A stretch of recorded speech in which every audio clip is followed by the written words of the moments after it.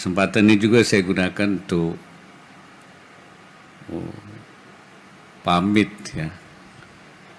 Ini sebagai wakil presiden, karena ini tinggal menghitung hari saja.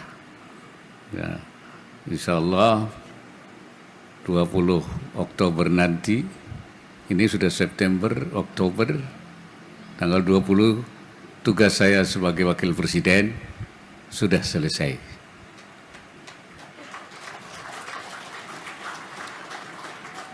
Dan saya mewakili masyarakat Banten yang ditakdirkan untuk menjadi wakil presiden.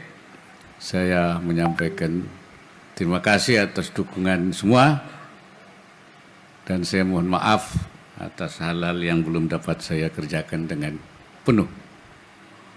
Semula saya berharap setelah saya menjadi wakil presiden, berikutnya ada lagi putra Banten yang menjadi wakil presiden,